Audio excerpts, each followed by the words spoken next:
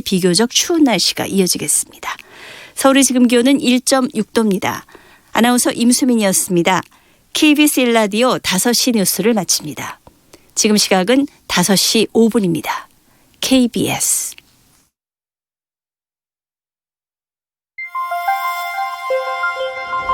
대한민국 중심 채널 KBS 1라디오 Listen, everyone.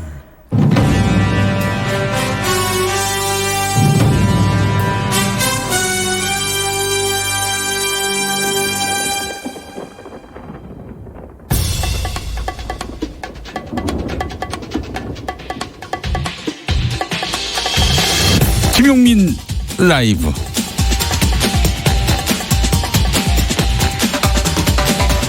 (2019년 12월 12일) 목요일입니다. 안녕하십니까, 김용민입니다.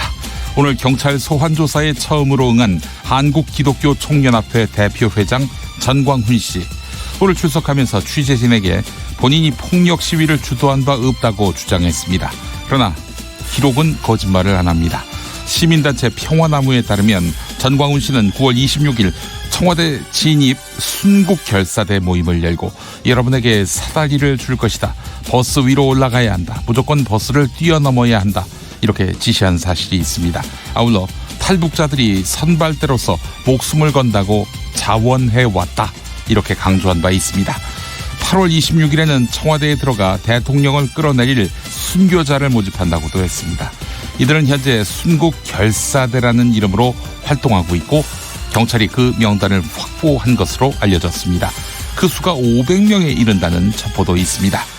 전광훈 씨는 그동안 문재인 대통령을 향해서 총살감이라는 막말을 쏟아부으면서 구체적으로 이른바 거사일을 언급했는데요.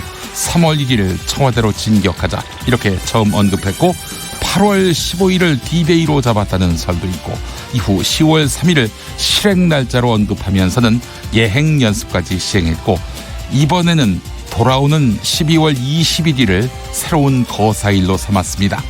공공의 안녕과 질서를 파괴하는 자유는 더 이상 자유가 아니죠.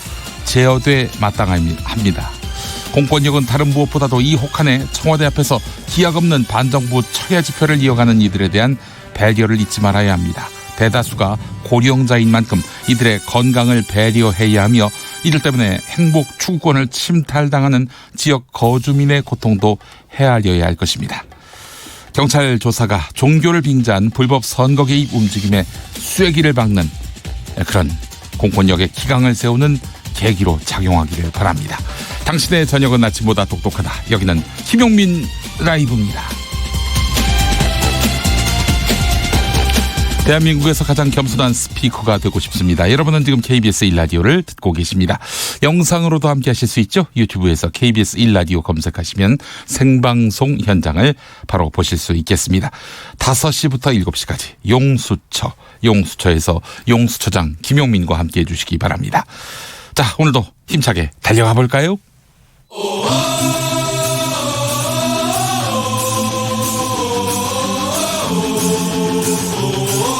김용민 라이브.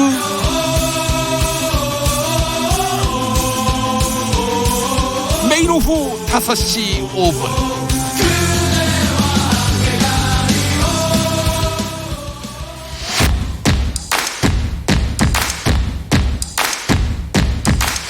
그냥 똑같은 뉴스 브리핑이 아니다.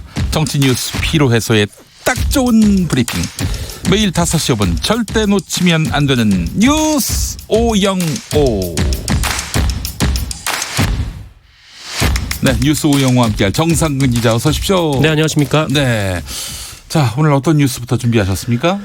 네, 본격적인 소식을 전하기 전에 조금 전에 나온 보도가 있어서 그거 잠깐만 전해드리고 가겠습니다. 이거 화제가 될 만한 뉴스인가 봐요. 네, 이 법원 추징금을 내지 않으면서 황제 골프를 치면서 논란을 빚었던 전두환 씨가 오늘 서울 강남의 한 식당에서 1인당 20만 원 상당의 식사를 했다. 오늘 낮에? 네네라는 소식입니다. 이 사실은 이 전두환 씨의 황제 골프를 잡아낸 그 이만솔 정의당 부대표가 폭로를 했는데요. 이만솔 부대표는 조금 전 이 국회에서 긴급 기자회견을 열고 근신하고 반성에도 모자랄 판에 이 전두환 씨가 12.12 당일에 이 서울 강남 한 중식당에서 1인당 20만 원짜리 기념 모찬을 했다라고 공개를 했습니다. 그래요. 그럼 12월 12일에 이렇게 호화 기념 점심 식사를 했다는 건데. 네네. 아니 12.12 사태를 기념하는 행사였습니까? 네, 이 군사 반란을 기념하는 자리였던 것으로 추정이 되는데 네. 그 이유가 뭐냐면 네. 건배를 했다라고 네. 합니다. 오늘 예. 이제 중식당에서 와인을 마시면서 그 근거가 이제 건배사였다. 건배사 뭐 정확한 소식은 알려지지 않고 있는데 일단 네. 뭐 와인을 마시면서 건배를 한 걸로 알려져 있고요. 그리고 이 자리에 12.12 사태를 함께 일으켰던 이 최세창 당시 3공수여단장 그리고 정호용 당시 특전사령관 등이 참석을 했다라고 합니다. 아, 그래요. 네. 이 전두환 씨는 오늘 오전 그 11시 10분쯤 이순자 씨와 함께 고급 세단을 타고 연희동 자택에서 나와서 서울 강남구에 위치한 압구정동의 한 고급 중식당에 갔고요. 샥스핀을 시켜 먹었다. 샥스핀을. 네, 라고 합니다. 이만솔 부대표가 식사를 마치고 나오는 참석자들에게 다가가서 네. 12.12를 상징하는 오늘은 자숙하는 게 바람직하지 않느냐. 오찬이 좀 부적절하지 않냐. 이렇게 물었는데 한 동석자가 이만솔 부대표의 입을 손으로 막으며 제지를 했다라고 합니다. 그래요. 아니 12.12 군사 반란 아닙니까? 군사 반란. 네, 그렇죠. 이거는 법에 의한 헌법에 의한 민주적 절차에 의하지 않고 폭력에 의해서 헌법기관의 권능 행사를 불가능하게 했던 군사 반란 행위인데 권력을 찬탈한 행위인데 이런 행위를 축하하기 위해서 그 반란 주도 세력이 모여서 한 사람당 20만 원 상당의 네. 식사비가 들어가는 식사를 했다. 네, 뭐 말씀하신 대로 전두환 씨는 군사반란 뇌란죄로 사형을 언도받은 바가 있습니다. 그래요. 반성이 전혀 없다라고 볼 수 있을 만한. 네. 이 나라 민주주의를 도탄에 빠뜨린 그런 어떤 결정적인 계기가 됐던 12.12를 이렇게 자기들은 자축하고 있군요. 무엇을 위한 자축인지 되묻지 않을 수가 없습니다. 네, 세금도 안 내고 있는데 그 1인당 20만 원짜리 식사는 네, 어디서 한 건가라는 생각도 좀 들기도 하고요. 전두환 씨 재산이 29만 원, 한 30만 원에 이르는데 네. 한 끼 식사를 전 재산의 3분의 2에 해당하는 액수를 들여서 할 만큼 네. 아주 특별한 날인가 봅니다. 오늘이 아주 특별한 날인가 봐요. 네. 그렇습니다. 알겠습니다. K75882641 이 계정 쓰시는 분 이런 거 보면은 사면권을 없애야 한다. 네. 이런 말씀을 하셨습니다. 더불어민주당이 내일 패스트트랙 법안을 일괄 상정하겠다 이렇게 밝혔습니다. 네, 이 더불어민주당은 선거법만큼은 그 여야 합의로 처리를 하려고 했는데 이 자유한국당이 끝내 협상을 거부했다면서 문희상 국회의장에게 내일 본회의 개최를 요청하겠다라고 밝혔습니다. 이 준연동형 비례제를 도입하는 선거법 개정안 그리고 검찰개혁 법안, 유치원법 등 패스트트랙 법안 그리고 각종 민생 법안을 내일 모두 상정하겠다라는 건데요. 네. 민주당은 자유한국당이 무제한 토론, 그러니까 필리버스터로 법안 처리를 막을 경우 오는 15일이나 16일 임시국회를 종료를 한 뒤에 다시 임시국회를 열어서 법안을 처리하는 방안을 검토하고 있습니다. 이게 왜 이렇게 하냐면요. 네. 임시국회 회기가 종료하면요. 필리버스터도 끝납니다. 그리고 네, 끝납니다. 다음 회기 임시국회를 바로 열면은 그 필리버스터로 저지했던 그 법안이 자동적으로 표결에 돌입하게 표결에 됩니다. 돌입하게 돼요. 그러니까 임시국회를 뭐 한 달 단위가 아니라 뭐 한 며칠 단위로 해가지고 네네. 필리버스터 할 테면 해봐라. 이렇게 해가지고 조기에 임시국회가 종료되면 곧바로 그 다음 회기에서 바로 표결에 들어갈 수 있기 때문에 그렇게 해서 이제 임시국회 기간을 상당히 짧게 설정해 놨는데 네. 그래요. 그러면은 뭐 지금 쟁점 법안이 한 7개 된다고 하는데 네네.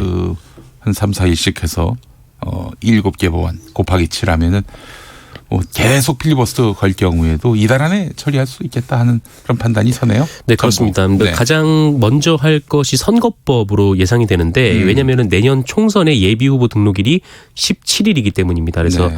그 예비 후보로 등록을 할 경우 어떤 선거제도 하에서 좀 치를 거라는 건 좀 알고 있어야 되기 때문에 그 전에 선거법을 먼저 통과시키지 않을까.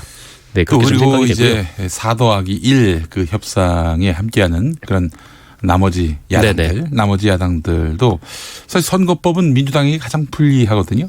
근데 민주당이 그렇습니다. 새신성인의 자세로 받아들인다면은 그 나머지 여당이 하자고 하는 법안 우리도 흔쾌히 동의해주겠다 이런 입장 아니에요 한마디로. 네, 이제 예. 다만 이 4더하기1 협의체에서는 아직 선거법에 대해서는 완전히 이견을 좁히진 못한 것으로 알려져 있는데 일단 오늘까지 최종안을 마련한다라는 목표로 이 막판 협상을 벌이고 있는 중이라고 하고요. 반면에 이 국회 로텐더홀에서 어제부터 무기한 농성에 들어간 이 자유한국당은 이 민주당이 패스트트랙 법안도 날치기를 예고했다라면서 이 비상한 각오로 처리를 막겠다라는 입장입니다. 그래요. 이제 회의장 앞에서 이제 나를 밟고 가라 이런 플래카드 펼쳐놓고 지금 농성 중인데. 네네. 근데 또 이제 본회의장 못 들어가게 뭐 막을 수는 없습니다. 막을 수는 없어요. 막으면 네네. 바로 또 국회 선진화법 위반이기 때문에 회의 진행 방해가 되기 때문에요. 네. 네. 밟고 가라 그래도 길은 좀 비켜줘야 됩니다. 네, 그렇습니다. 네. 어쨌든 이 황교안 대표는 예산안 날치기 처리는 일종의 발맞추기 예행 연습이었다라면서 이 좌파 독재 완성을 위한 의회 쿠데타가 임박해 있다 이렇게 주장을 했고요. 네. 이 심재철 원내대표는 이 홍남기 경제부총리에 대한 이 탄핵 소추안을 발의하겠다라고 밝혔지만 마지막까지 대화의 끈은 놓지 않겠다 이렇게 말을 했다고도 합니다. 네, 알겠습니다. 추미애 법무부 장관 후보자의 인사청문 요청안이 국회 법사위원회에 회부됐다고 하죠. 네, 어제 문재인 대통령이 국회에 인사청문 요청안을 제출한 데 이어서 오늘은 이 요청안이 소관 상임위원회인 법제사법위원회에 회부가 됐습니다. 인사청문 요청안에 따르면 이 문재인 대통령은 이 추미애 후보자는 판사 출신 정치인으로서 이 법률적 전문성을 바탕으로 의정 활동 중 견제와 균형이 작동하는 검찰 개혁을 이루기 위해서 이 고위공직자 범죄 수사처 설치, 이 검경 수사권 조정의 필요성을 여러 차례 강조하는 등 이 검찰 개혁과 검찰 개혁에 대해서 관심과 노력을 꾸준히 기울여 왔다 이렇게 평가를 했습니다. 네네. 그러면서 대통령은 이 판사 국회의원으로서 쌓아온 법률적 전문성과 경륜 그리고 요청 대상자가 보여준 굳은 소신과 개혁성을 바탕으로 이 국민이 희망하는 이 법무 검찰 개혁을 이루고 이 소외된 계층과 국민의 인권을 보호하며 이 공정과 정의에 부합하는 법치주의를 확립해야 할 법무부 장관의 역할을 수행할 적임자로 판단된다라고 밝혔습니다. 자, 그렇다면 이제 절차가 어떻게 남아 있습니까? 네, 인사청문회법에 따르면 이 국회는 청문 요청안이 접수된 날로부터 20일 이내에 이 청문 절차를 마치고 경과 보고서를 채택을 해야 됩니다. 20일 이내에 청문회를 열어야 한다. 네, 올해 오늘로부터 청문회가 20일. 네, 그러면은 그 연말 안으로 네네. 할 수도 있겠네요. 올해 예. 청문회가 예상이 되고 있는데 예. 국회가 인사청문 경과 보고서를 송부하지 못한 경우 이 대통령은 그 다음 날부터 10일 이내의 범위에서 이 청문 경과 보고서를 송부해 줄 것을 국회에 재요청할 수가 있고요. 여야 합의로 청문 결과 보고서를 채택하지 않아도 뭐 그렇게 해서 야당과의 합의를 이루지 못하더라도 대통령이 네. 때가 되면 그냥 임명해 버릴 수 있다 이런 얘기죠. 맞습니다. 장관의 경우는. 네, 국회가 송부하지 않을 경우에는 대통령을 후보자를 임명할 수 있습니다. 네, 알겠습니다. 자, 이런 가운데 바른미래당의 비당권파 모임인 변화와 핵신이 아니죠. 네, 김영삼 전 대통령이 혁을 핵으로 해가지고 네. 개핵 뭐 이렇게 네. 말씀했던 기억이 나는데 제가 실수를 유머로 이렇게 넘기는 그렇습니다. 아주 자연스럽네요. 굉장히 노하우가 있지 않습니까? 굉장히 정치 대단해 역사를 보입니다. 또 소환해 오면서 말이죠. 네네. 우리 정성근 기자도 저를 이제 닮을 때가 올 거예요. 네. 몸은 이미 몸은 많이 닮아갔지만. 예. 네. 변화와 혁신 줄여서 변혁이었는데 네네. 자, 당명을 확정했습니다. 확정했습니다. 네. 바른미래당 소속인데 당명을 확정했다는 것도 좀 이상한 얘기긴 아직 한데. 탈당은 안 했죠. 네네, 그렇습니다. 근데 왜 탈당을 안 할까 모르겠어요. 글쎄 창당 절차가 완료되면 탈당을 하려는 건지. 아니면 또 지금 중요 협상이 남아 있어서 네네. 때까지는 원내 교섭단체로서 그 지위를 유지하는 것이 옳겠다라고 판단한 것인지 이유를 알 수는 없습니다. 현재는 교섭단체 협상에 그 오신환 이 변혁에 소속돼 있는 오신환 원내대표가 들어가 있습니다. 심지어 4더하기1에는 오신환 대표가 들어가 있지 않은 네, 김관영 전 네, 원내대표가 협상 대표로 나오는 그런 협의체가 또 가동 중이고요. 네, 그렇습니다. 바른미래당은 양쪽에서 지금 회동을 하고 있어요. 네, 한 당에서 두 가지 이야기가 나오고 있는 좀 이상한 상황인데 예. 어쨌든 새로운 정당의 이름은 이 새로운 보수당입니다. 새로운 보수당? 네, 새로운 보수당. 예, 네. 예, 예. 네, 하태경 창당준비위원장은 오늘 국회에서 열린 비전회의에서 이 창당준비위원회가 결정한 정당명이 바로 이 새로운 보수당이라고 밝혔습니다. 네. 창당준비는 지난 9일부터 11일까지 사흘 동안 대국민 공모를 통해서 이 1,800여 개의 당명을 신청받아서 이 내부 토론 등을 거쳐 새 당명을 결정했는데요. 네. 이 하태경 위원장은 이 새로운 보수당은 과거 보수와는 달리 이 청년이 이끌어가는 보수 중도를 아우르는 새로운 보수가 될 것이다라고 설명을 했습니다. 예, 한편 이 모임을 이끌어가는 인사 중 한 명인 유승민 의원은 오늘 자신의 페이스북 글을 통해서 이 더 이상 보수가 부끄럽거나 이 숨기고 싶지 않고 떳떳하고 자랑스러울 수 있도록 만들겠다라면서 이 정의와 공정, 자유와 평등, 인권과 법치라는 민주공화국의 헌법 가치를 온전히 지켜내겠다라고 말을 했습니다. 네. 사실 그 당명을 보면요. 그 당이 지향하는 가치가 담겨 있는데 또 역설적으로 네. 그 당에 결핍되어 있는 것들을 그 앞세우는 면도 있다. 네. 뭐 예를 들면 뭐 자유한국당에 자유가 없고 더불어민주당에 뭐 민주가 없고 네, 참고로 바른미래당에 미래가 없고 뭐 그런 얘기들이 있었잖아요. 이전에 전두환 씨가 만들었던 당은 민주와 정의라는 이름이었습니다. 민주정의당이었죠. 예. 새로운 보수당. 여기 보수가 사실 포인트라고 보는데 네네. 사실은 유승민 의원 상징기억 아닙니까? 이분 같은 경우에는 뭐 영남 지역에서 박근혜 전 대통령과 각을 세웠다고 배신자 소리를 듣는다고 하더라고요. 네네. 예. 그래서 아마도 새로운 보수당은 우리가 진짜 보수다. 우리가 배신자가 아니라 우리가 원류다.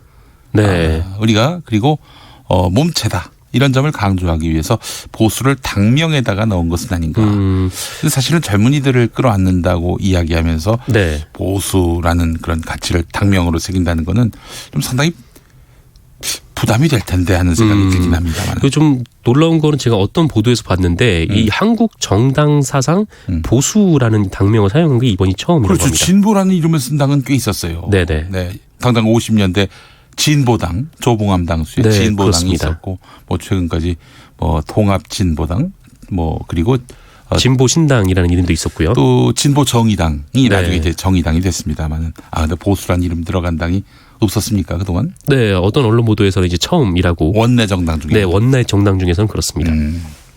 알겠습니다. 자, 3317번 쓰시는 분, 바른미래당이 잘 됐으면 얼마나 좋았을까요? 참된 보수당이 탄생하길 바랍니다라고 하셨고요. 심루수님, 네오콘인가요? 네오콘. 네오콘이 이제 풀어보면 새로운 보수예요. 네네. 예. 네오콘은 아니겠죠. 그 이미지가 좋은 편은 아니어가지고요. 그래요? 이 네오콘이. 네. 어쨌든 새로운 보수, 네, 좋은 보수였으면 좋겠습니다. 네. 앞서서 제가 모두에서 언급했습니다만은 전광훈 씨가 오늘 경찰에 출석했습니다. 네, 이 문재인 하야 범국민 투쟁본부를 이끌고 있는 한국기독교 총연합회 대표회장 전광훈 씨가 오늘 5차례 소환 통보 끝에 경찰에 출석을 했습니다. 이 서울 종로경찰서는 오늘 오전 이 전광훈 목사를 소환해서 이 집회 및 시위에 관한 법률 위반 혐의 등과 관련된 사실관계를 조사를 하고 있는데요. 이 전광훈 목사는 10월 초 이 문재인 하야 범국민 집행대회 개최 전에 문재인을 체포해야 한다. 네. 검찰은 문재인을 수사하라 등의 발언을 해서 이 내란 선동 혐의로 고발을 당했고요. 네. 이 개천절에 광화문 광장에서 연 집회 당시 이 청와대 방면으로 행진을 하다가 이 경찰을 폭행하는 등 이 폭력 집회를 주도했다라는 혐의도 받고 있습니다. 네네. 이에 전광훈 목사는 종로경찰서 앞에서 기자들과 만나서 이 청와대 인근에서 일부 참가자가 이 폴리스 라인을 넘은 사건을 내가 배후에서 조종하고 지휘했는지에 대해 조사를 받으러 왔다라면서 이 내 허락 없이 불법 시위하면 안 된다고 당시에 말했다며 이 자신의 책임이 없음을 주장했습니다. 네. 그러면서 뭐 본인을 뒷조사해 보면 드러날 일이고 당시 불법 행위로 연행된 탈북자들은 뭐 본인과 관계가 없다라고 얘기를 하기도 했고요. 또 조사받을 가치가 없다고 생각해서 그동안 안 온 것이다. 이렇게 주장을 하기도 했습니다. 네. 또한 이 기부금품법 위반 논란에 대해서는 예배 시간에 헌금하는 게 무슨 불법이냐라고 주장을 했습니다. 알겠습니다. 이제 들어올 때 경찰서 들어올 때 이제 이 말을 했단 말이죠. 네네. 들어가서 조사받으면서도 그 얘기할지 굉장히 주목됩니다. 정말 보고 싶은 조사 과정 중에 하나이긴 한데 네. 아직까지는 나오지 않은 것 같아요. 네네 그렇습니다. 경찰이 강제 수사로 전환할지 이것도 역시 주목되고요. 이런 가운데 사실 전광훈 목사가 한 6개 정도 혐의가 있는데 대부분이 사단법인 평화나무가 네. 고발한 것입니다. 사단법인 평화나무가 이제 곧 새로운 전광훈 씨의 과거 발언을 하나 소개할 예정인데요. 네. 얼마 전에 이제 하나님 까불면 나한테 죽는다 뭐 이런 말을 하지 않았습니까? 이번에는 어떤 발언이냐면은 여성이 하는 말 중에 절반은 사탄의 말이다. 이렇게 과거에 발언한 사실을 곧 공개할 예정입니다. 네. 예. 자유한국당 공천 기준에 따르면 절대 공천을 받을 수 없는 막말자는 그런 뭐 안 말이네요. 된다는 거 아닙니까? 네, 그렇습니다. 예, 알겠습니다. 문재인 대통령이 차관급 3명에 대한 인사를 단행했는데 어떤 인사인지만 간단하게 전해주시죠. 네, 산림청장의 박종호 현 산림청 차장이 임명이 됐습니다. 네. 신임 산림청장은 이 산림청 산림자원국장 등 산림청에서 계속 근무를 해왔습니다. 신임 관세청장은 노석한 현 차장이 임명됐고요. 역시 네. 관세청 출신입니다. 네, 신임 병무청장은 모종화 한국방위산업진흥회 부회장이 맡았습니다. 육군사관학교를 졸업했고요. 30일 사단장 등 1군단장 등을 역임했습니다. 알겠습니다. 자, 정상근 기자 수고 많이 하셨습니다. 고맙습니다. 교통정보센터 다녀오겠습니다. 오늘 오수미 씨가 준비하고 있네요. 네, 이 시각 교통정보입니다. 현재 경부고속도로 서울 백면으로 동대구 분기점 1, 2차로에 화물차 관련한 사고가 있었습니다. 약 2시간 전에 발생한 사고인데 여파가 워낙 크다 보니까 동대구 일대로 10km나 정체 꼬리가 깁니다. 중부 내륙고속도로 창원 백면은 장현터널 안에 고장난 화물차가 정차해 있습니다. 수습을 하면서 뒤쪽으로 정체고요. 더 가서는 7원 분기점에서 교통량이 많아 서행으로 지나갑니다. 남해고속도로 부산으로 가는 길 7원 분기점부터 하만 2터널, 대저 분기점에서 덕천 쪽으로 답답하고요. 남해 제1고속도로 지선은 양방면 다 마산 요금소를 중심으로 막히고 있습니다. 서해안고속도로 서울 쪽 서평택부터 화성휴게소까지 10km 구간 밀려 지나면 매송과 금천에서도 각각 밀리고요. 평택 시흥간고속도로 시흥 방면 조암부터 송산마도까지 12km가량 더딘 흐름 이어집니다. 지금까지 KBS 교통정보센터였습니다. 김용민 라이브 용퀴즈 온더 블럭 방송 내용 중 일부를 들려드립니다. 잘 들으시고 빈칸에 들어갈 단어를 맞춰주세요. 자, 근데 올해는 그런 모습이 있었는지 없었는지 모르겠습니다. 왜 있지 않습니까? 예산안 처리할 때 그 막판에 야시장이라고 해서 국회의원들이 예산으로만 내 거 좀 신경 써줘 하면서 이렇게 거래를 한단 말이죠. 국회의원들이 예산으로만 내 거 좀 신경 써줘 하면서 이렇게 거래를 한단 말이죠. 그래서 막판에 SOC 예산이 이제 폭증을 한단 말이에요. 힌트 드릴게요. 수업 시간에 다들 이것 보내다가 걸린 적 있으시죠? 정답 보내실 곳은요. 문자는 샵 9730, 짧은 문자 50원, 긴 문자 100원, 모바일 앱 콩으로 보내시면 무료입니다.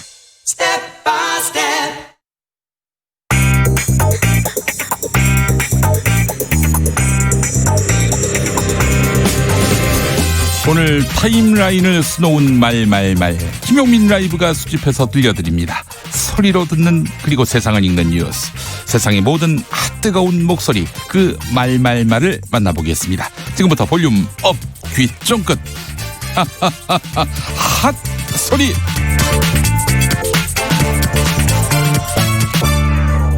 한국기독교총연합회 대표회장 전광훈 씨, 폭력 집회를 주도했다는 등의 혐의를 받고 있는데요. 경찰의 소환 통보 5번 만에 오늘 경찰에 출석했습니다. 전광훈 씨는 폭력 집회를 주도하지 않았다 이렇게 혐의를 전면 부인했는데요. 그런데 말입니다. 전광훈 씨의 이 발언 어떻게 설명할 수 있을까요? 10월 3일 날 대통령이 안 나올 경우에는 청와대에 4.19식으로 진입해서 끌어내야 할 것이다. 전광훈 씨 본인 입에서 나온 말입니다. 한 입 가지고 두 말을 한 것일까 논란이 있을 것 같습니다. 전광훈 씨의 오늘 경찰서 출두 당시 발언, 그리고 10월 3일 집회를 앞두고 했던 발언 이어서 들어보시죠. 청와대에서 폴리스 라인을 넘은 그 사건을 뒤에서 내가 배후에 내가 조정하고 지시했느냐? 저는요 강력하게 절대로 내 허락 없이 불법 진입하면 안 된다. 당일날도 그랬고. 한기총의 많은 목사님들이 저와 함께 죽겠다고 나섰습니다. 그래서 10월 3일 날은 4.19식 청와대 진입을 시도할 것입니다. 10월 3일 날 저를 위하여 조국을 위하여 순국하실 분, 순교하실 분들은 이 시간에 다시 한번 결단해 주시기를 바랍니다. 구체적인 명단은 이 행사가 끝난 뒤에 앞에 와서 명함을 주고 가시든지 명단을 서명해 주시면 감사하겠습니다. 우선 180명이 등록하신 분들이 이 자리에 와 계시는데 내가 받아주지 않을 사람이 있습니다. 첫째는 나이가 70 이하 사람은 내가 안 받아주겠습니다. 그 사람은 조금 더 살아야 됩니다. 사람이 언제 죽으면 안 죽습니까? 내가 앞으로 10년 더 살아 병들어 죽는 거 보다가 나는 내 조국에 받은 은혜를 국가에 돌려드리겠습니다. 내년도 예산에 여야 실세 의원의 지역구 예산이 대거 증액됐다. 물론 날치기 예산이라고 비판하던 자유한국당 의원들의 지역구 예산도 끼어 있더라. 정창수 나라살림연구소장이 MBC 라디오 김종배의 시선집중에 나와서 예산안 심의가 파행을 거듭하는 막판에 많은 지역 예산이 들어갔다 이렇게 밝혔습니다. 세금 도둑질이다. 나눠먹기식 예산이다. 앞에서는 이렇게 비난하더니 뒤에서 많은 예산을 챙긴 인물도 지목했는데요. 바로 국회 예산결산특별위원장을 맡은 김재원 자유한국당 정책위 의장입니다. 김재원 의원이 챙긴 지역구 예산 증액 총액이 무려 400억 정도라고 하는데요. 그 인터뷰 내용 들어보시겠습니다. 장석춘 구미 의원 때문에 이제 불거진 건데 보도자료? 네, 이게 막 날치기였는데도 한국당 예산이 들어 끼어 있더라. 이제 그러니까 그렇게 격렬히 날치기를 저항을 안 한 게 아니냐라는 그런 얘기가 있었는데 네. 4+1+알파 뭐 이런 얘기가 있습니다.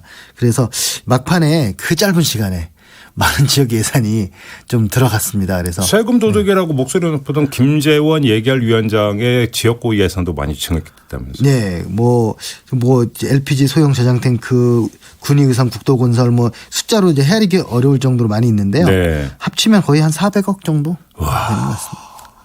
그래요? 네. 근데 뭐 사실 뭐 야당 의원만 이야기할 것도 없는 게 여당 실세 의원들 같은 경우도 뭐 예외 없이 뭐 증액됐다면서요? 그렇습니다. 김용민 라이브. 노태우 전 대통령의 딸 노소영 씨, 그리고 최종현 전 SK 회장의 아들 최태원 씨. 우리가 노소영, 최태원의 이혼 소송과 재산 분할 소송에 주목해야 하는 이유. 이완배 민중의 소리 기자는 이 두 사람의 이혼에 한국 사회가 질문을 던져야 한다 이렇게 말했습니다. 이 두 사람의 이혼에 한국 사회가 질문을 던져야 한다.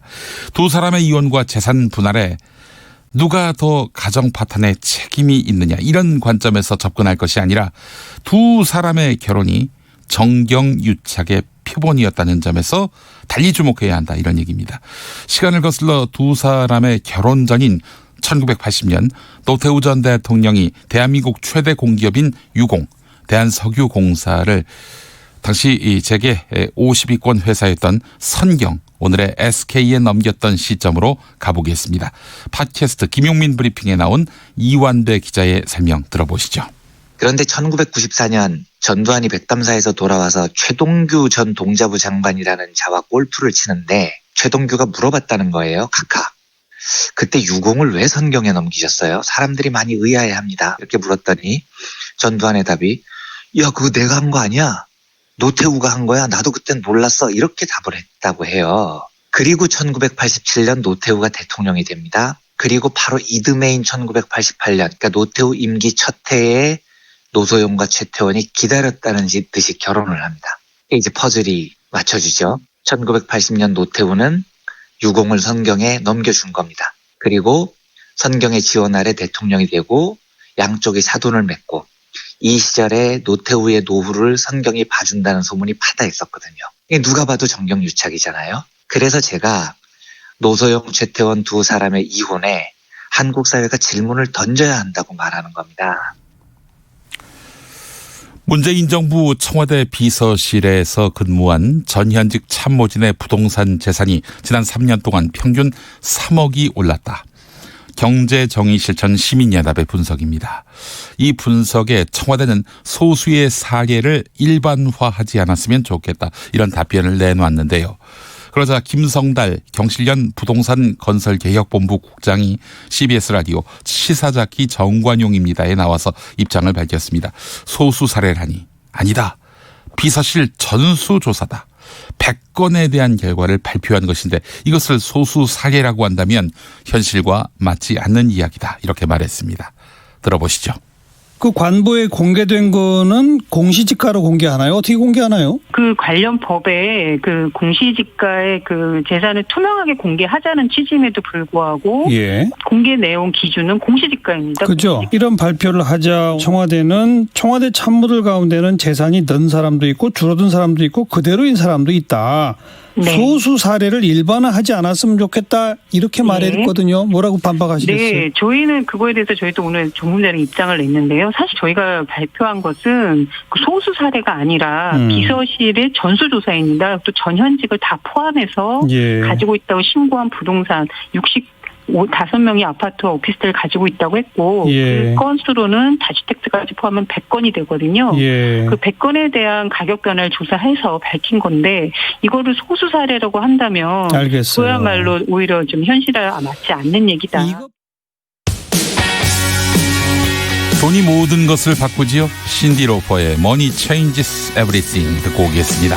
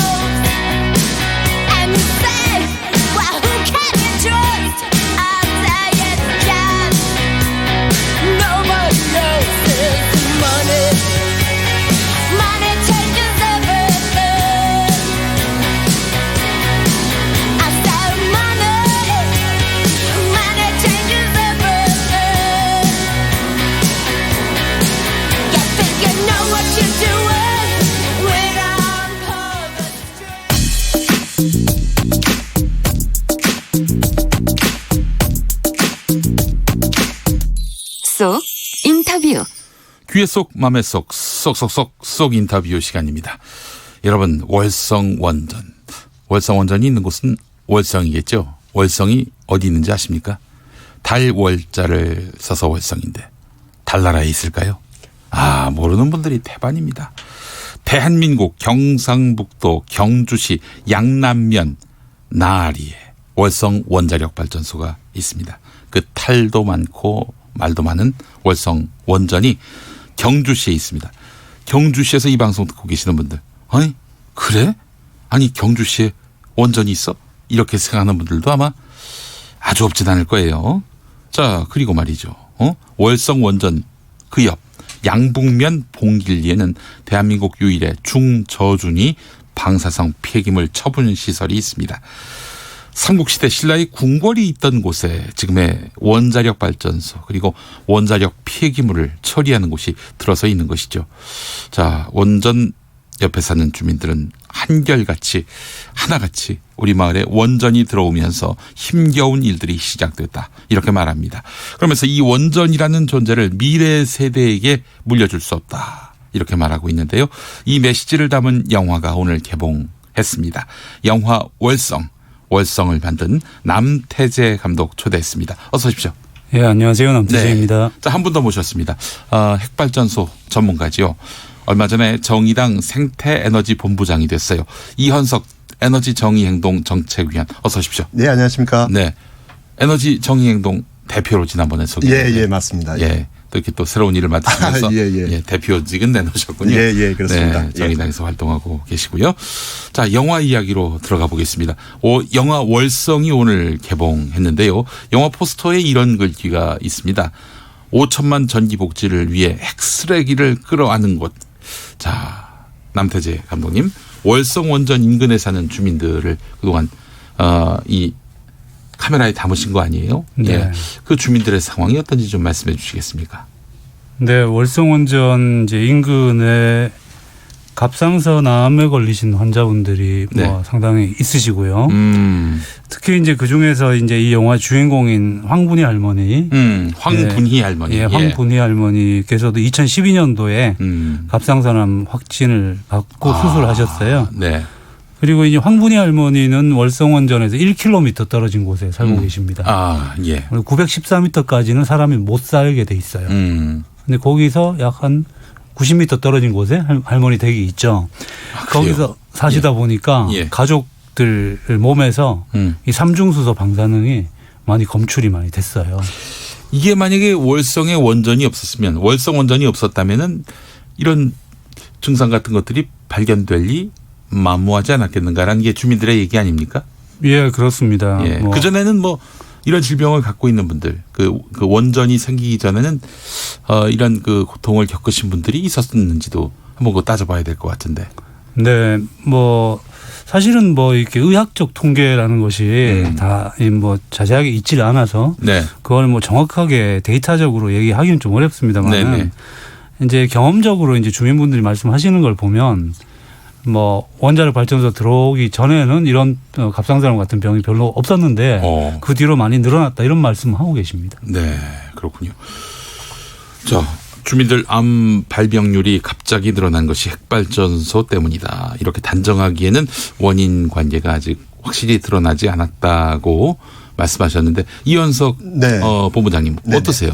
그러니까 이게 지금 이 문제와 관련해서 20년 동안 전국에 있는 5개 핵발전소 인근 지역 주민들에 대한 역학조사를 한 게 있습니다. 아, 그래요? 예, 그 내용에 따르면은 5개 핵발전소 중에서도 특히 월성 핵발전소 인근에 있는 주민 그 중에서도 여성에 있어서 이제 근처 다른 멀리 떨어져 있는 곳에 사는 분들보다 약 2.5배 정도 갑상선암이 더 많이 발견되었다. 이런 이제 통계가 나와 있습니다. 네네네. 이것이 이제 발전소 때문인 거냐, 아니면은 뭐 다른 요인 때문인 거냐에 대해서 굉장히 논란이 되고 있습니다만. 뭐 부근에 무슨 공장이 있거나 그러지는 않을 거 아니에요. 근처에 아무것도 없습니다. 그렇기 때문에 현재는 어쨌든 왜 하필 요 근처에 있는 사람들만 이렇게 갑상선암에 많이 걸리느냐 이런 부분에 대해서 계속 지금 소송이라든가 의혹 같은 것들이 제기되고 있는 거죠. 네. 경주 조금만 제가 덧붙이면요. 예. 2.5배 높다라고 하는 건 이제 우리 대한민국 정부에서 했던 연구 데이터를 가지고 나온 결론입니다. 네. 그래서 그거는 뭐 상당히 좀 일단 신뢰할 수 있는 유일한 연구 결과이고요. 그리고 이제 그것이 원전 때문인가라는 것은 인과관계로는 의학적 인과관계로는 증명할 수가 없다고 합니다. 그냥 확률적 통계적으로만 확인할 수 있을 뿐인데 유일하게 2.5배 높다는 데이터가 있는 것입니다.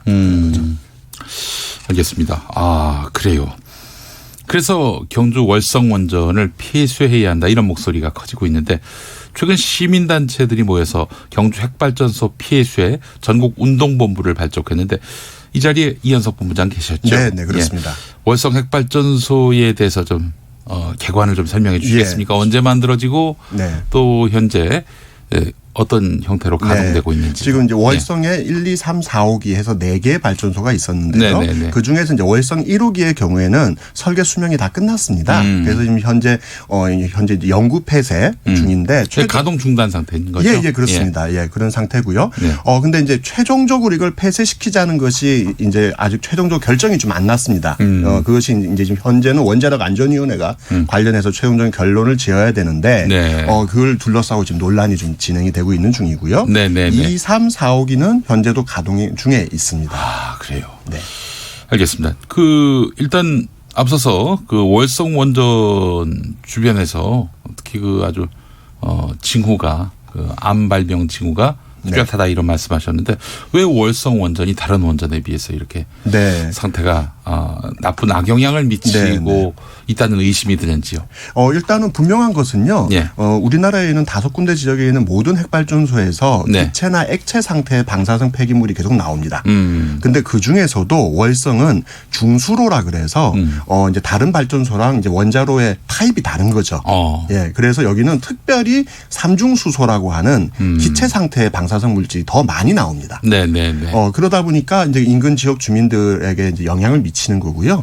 이 이제 삼중수소가 보통은 지하수라든가 인근 지역에 이제 계속 이제 들어가게 되는 거죠. 그래서 이제 이 월성 핵발전소 인근 지역의 지하수에서도 삼중수소가 발견되고요. 그리고 이 아까 말씀 나눴던 황분이 여사님 손자의 소변에서도 삼중수소가 발견이 됐습니다. 그렇다면은 방사능 누출 가능성이 농후해 보이네요. 누출은 분명히 있고요. 그건 한수원도 인정하는 바입니다. 한수원도 인정합니까? 그건 인정합니다. 다만 그 숫자가 기준치 이하여서 괜찮다는 것이 한수원의 설명인 것이지. 그야 한수원 얘기죠. 그 주민들은 기준치 이하라고 안심해합니까? 그렇기 때문에 나온다는 것 자체는 그건 한수원도 인정하는 바입니다. 조금 참고로 하나 더 말씀드리면 우리나라 환경부 기준 먹는 물에 들어가 있는 방사능에 대한 기준이 있어요. 어느 정도 이상이 되면 먹는 물로 적합하지 않다. 이게 있는데 삼중수소의 경우는 지하수에 있어서 600크렐입니다. 리터당 600크렐인데 이 황분희 여사님이 살고 계시는 나으리 지역에서 98년도부터 2014년도까지 다 600크렐을 넘었어요. 98년도에는 약 2200크렐 정도가 나왔고요. 그래서 우리나라 먹는 물 기준은 상당히 강한 편에 속하긴 하지만 어쨌든 우리나라의 먹는 물 기준을 초과하는 삼중수소가 들어있는 식수를 계속 드셔오신 거죠. 알겠습니다.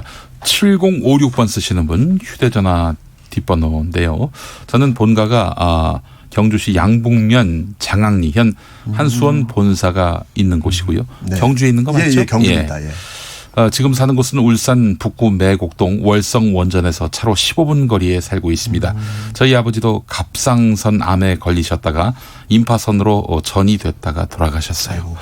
아이고, 그러셨군요. 이런 문자 보내주셨고요. 원전에서 멀리 떨어진 곳으로 주민들이 아무래도 이사를 해야 할 것 같은데요. 있는 원전 없애는 것보다는 이것이 훨씬 더 경제적이고 안전할 수도 있겠다 하는 생각이 듭니다만은 감독님, 주민들의 이주 계획과 관련해서는 아시는 바가 없으세요?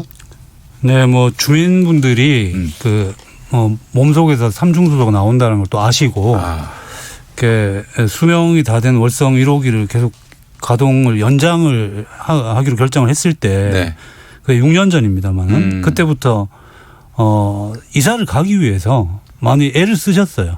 그런데 그때는 이미 후쿠시마 사고가 나고 그래서 우리나라 사람들이 원자력 발전소에 대해서 상당히 좀 이거는 위험한 곳이다라는 생각을 하기 시작했을 때입니다.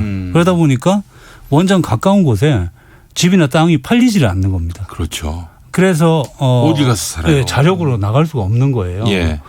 그러다 보니까 이제 한수원에다가 이주 대책을 마련을 해달라라고 요구를 하면서 지금까지 6년째 계속 요구를 하고 있지만요. 별다른 대안이 나오지 않고 있습니다. 그래요. 알겠습니다. 자, 월성 1호기가 이제 조기 폐쇄 결정이 났는데 가동이 중단된 상태인가요? 월성 1호기만 지금 현재는 가동이 중단되어 있습니다. 근데 일각에서는 멀쩡한 원전을 그만 돌리라고 한다. 이런 말을 하기도 하고요. 일각에서는 원전 가동을 줄여가지고 우리가 석탄 발전에 의존하는 바람에 국민 건강이 더 침해받고 있다 이런 얘기를 하는데 네네네. 이현석 대표님. 예. 일단 실상이 뭡니까? 일단은 월성 1호기의 경우에는 수명이 끝났습니다. 네. 예, 그걸 이제 수명 연장을 한 차례 했었고요. 그것을 이제 더 계속 더 가동을 해라라는 이제 요구들이 있는 거죠. 네, 그런 측면들에서는 계속 수명이 이미 끝난 것이고, 그리고 이제 이거를 수명이 얼마 남지 않은 상태에서 엄청난 돈을 쏟아부어 가지고 또 내부 수리를 했어요. 네. 수리를 다 해놓고 나서 수리비가 아까우니까 더 돌리자 이런 얘기들을 지금 계속 하고 있는 거거든요. 그러니까 이게 앞뒤가 분명히 바뀌었다. 그리고 이제 앞서서 말씀드린 것처럼 이제 삼중수소가 많이 나올 뿐더러 핵 폐기물도 우리나라에서 제일 많이 나오는 발전소가 또 월성 핵발전소입니다. 예, 25개 발전소 중에서 4개밖에 없는데 핵 폐기물은 우리나라 전국의 절반이 경주에 있습니다. 그만큼 그렇군요. 폐기물도 많이 나오는 거죠. 폐기물 이야기는 잠시 후에 또 하도록 하고요. 그래요. 월성 원전에서 이렇게 저렇게 방사능이 많이 누출되고 있는 양상인데 설계가 잘못된 겁니까? 아니면 노후라서 그렇게 된 겁니까? 이게 원래 그렇게 설계가 된 겁니다. 누가 설계한 거예요? 이게 이제 캔두형이라 그래서 캐나다 모델입니다. 네네. 중요한 거는 지금 캐나다 현지에서도 이 모델을 더 이상 안 만들고 있어요. 네, 그래서 이제 당시에 이제 박정희 대통령 때 뭐 여러 가지 핵무기를 갖고 싶다 뭐 이런 얘기들이 있고 그러지 않았었습니까? 네네네. 그 당시에 도입됐던 모델이고요. 어쨌든 설계 자체가 삼중수소가 많이 배출될 수밖에 없는 그런 이제 발전소이기 때문에 먼저 폐쇄돼야 된다. 이런 주장들이 나오는 거죠. 아니 그렇다면은 박정희 대통령이 이거 뭐 핵 발전만을 위한 것이 아니라 핵무기 개발을 위해서 월성 원전을 구상했다는 얘기입니까? 그랬다는 소문이 있습니다. 소문이 뭐 있다. 이미 언론에도 많이 나온 얘기들인 거고. 네네. 왜냐하면 여기서 나오는 사용 후 해결료가 프루토늄 같은 것들을 다시 추출하기가 좋고요. 또 이제 삼중수소는 핵무기를 만들 때 굉장히 주요한 또 이제 주요한 연료로도 사용될 수 있습니다. 우리가 지금 뭐 핵무기 개발 이런 거 할 생각이 전혀 없는 없죠. 마당이라면 전혀 없죠. 월성 원전 모델 그 사람 건강에 악영향만 미치고 뭐 그냥 폐쇄를 해도 모자람이 없겠네요. 근데 2호기, 3호기, 4호기도 그렇습니까? 예, 그렇습니다. 4개가 캔두형이에요? 전부 다 캔두형입니다. 중수로의 캔두형입니다. 4개 다. 알겠습니다. 예, 많은 핵 폐기물을 배출함에 비해서 전기 생산량이 어느 정도냐. 그것도 따져봐야죠. 효율이 있느냐. 월성 1, 2, 3, 4호기가 우리나라 핵발전소 총 25기의 그 핵 폐기물의 절반을 배출해 왔는데요. 절반을 단 4개가 다른 20개만큼의 핵 폐기물을 배출해 왔는데 정작 생산하는 전기 양은 원자력 발전소 중에서 한 8%? 그거밖에 안 돼요? 우리나라 전체 전기 생산량에서는 약 2.5% 정도밖에 안 됩니다. 그래요? 아니 쓰레기가 한 50% 되는데 효율, 발전율이 한 10% 된다. 네, 그렇게밖에 안 돼요. 그러면 판단하실 수 있겠죠. 어떻게 해야 되는지. 없애야겠네. 뭐 이렇게 또 방사능 누출도 다른 원전보다도 더 많고 그런데 이제 어쨌든 아까우니까 계속 돌리자 이런 얘기를 지금 하고 있는 거죠. 수리비 늘었으니까. 그런데 좀 한 말씀만 더 드리면 방사능 누출이 이제 월성 원전이 특별히 많다라고 생각을 하시면 약간 그게 오해일 수 있거든요. 그래요? 삼중수소는 월성 원전에서 특별히 많이 나오는데 다른 원전에서는 또 똑같이 뭐 세슘이나 요오드 같은 다른 핵종들이 많이 배출이 됩니다. 고리 원전 같은 경우는 요오드, 우리 미역에 많이 들어있는, 미역 다시마에 많이 들어있는 요오드가 상당히 배출이 많이 됐던 사고들이 많이 여러 번 있었습니다.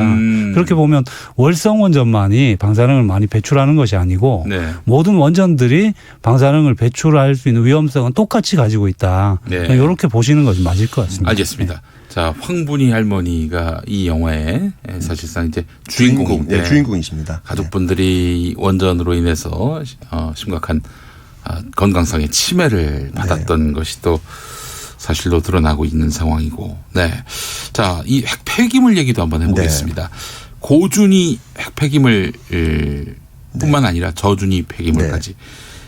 지금 대한민국에 있는 모든 그 핵 폐기물이 다 경주로 모인다 이런 얘기입니까? 네, 그렇습니다. 뭐 병원에서 쓰는 거, 핵발전소에 있는 거, 연구소에 있는 게 다 결국은 경주에 모여갖고 처분되도록 그렇게 돼 있습니다. 핵 폐기물 처리장이 없어서. 고준위는 발전소마다 있고 중저준위만 지금 경주에 다 모여서. 고준위가 아니라 중저준위만 다 경주로 가게 돼 있습니다. 그리고 고준위 중에서 월성이 전체 고준위 핵 폐기물의 절반 이상을 가지고 있다. 그래요. 예. 알겠습니다. 저 처리장을 또 만들긴 해야 될 텐데 어느 누가 환영하겠어요. 그렇죠. 다 뭐 싫어하는 예전에 거죠. 전북 부안에 한번 설치하려다가 예, 부안에 난리가 난 적이 있었죠. 예, 그랬었습니다. 근데 기존에 이런 폐기물들은 있는 것이고 어떻게든 모아서 처리를 해야 될 텐데 어떻게 해야 합니까? 일단은 경주에 중저준위 폐기물을 이제 폐기장을 지을 당시에 경주의 고준위 폐기장은 짓지 않기로 약속을 했었습니다. 예. 근데 지금 지금 발전소에 이제 포화 상태가 되니까 경주에 임시 저장고를 지금 하나 더 짓겠다라고 해서 이제 지역 주민들과 충돌이 계속되고 있고요. 이걸 어떻게 할 건지는 결국은 사회적으로 공론화를 통해서 결정해야 되는데 이 공론화 역시도 지금 굉장히 지역 주민들이 배제되고 그러고 있어서 굉장히 많은 또 논란이 있습니다. 네. 영화 월성과 뉴스타파 회원들이 오늘 저녁에 단체 관람을 한다고 이야기 들었습니다. 남태재 감독님께서 이번 영화 월성으로 어떤 변화를 이끌어내고 싶으신지 말씀해 주신다면요. 예. 여기 이제 맥스터라는 것이 그 핵폐기물 임시 저장 시설을 말하는 겁니다. 맥스터가. 예. 한번 지으면 수명이 50년을 갑니다. 월성원전 주민들은 우리나라의 월성원전에만 있습니다. 맥스터는. 그 월성원전 인접 주민들은 우리가 최소한 앞으로 50년 동안 또 이 핵폐기물을 떠안고 살아야 하느냐. 전기를 쓰는 것은 국민 전체인데 이런 점들을 끊임없이 그런 어떤 부당함, 불평등을 이야기하고 계십니다. 저는 이 월성이라는 영화를 통해서 우리가 편리하게 값싼 전기를 사용하는 이면에 이분들의 삶에 어떤 희생이 있다라는 거를 좀 알고 한 번쯤 어떻게 우리가 함께 살아가고 어떤 전기를 쓰는 것이 정의이며 함께 행복하게 살아가는 삶인가라는 것을 같이 좀 고민해 봤으면 좋겠고요. 그것이 변화의 출발점이 될 것이다라고 생각합니다. 여유당님 문자 보내셨는데 우리는 경주에서 땅 파면 신라시대 유물을 캐지만 먼 훗날 우리 후세들이 땅 팠을 때 방사능 폐기물이 나오면 어떡하나. 뭐 안타깝지만 그게 좀 현실입니다. 예, 알겠습니다. 자, 오늘 함께해 주신 분 영화 월성의 남태재 감독 그리고 에너지 정의연대 위원이시고 정의당 생태에너지본부장인 이현석 대표였습니다. 두 분 수고하셨습니다. 네, 감사합니다. 네, 김용민 라이브 6시 5분 2부에서 다시 보겠습니다. KBS 라디오 연중기획 희망충전 대한민국 355번째 이야기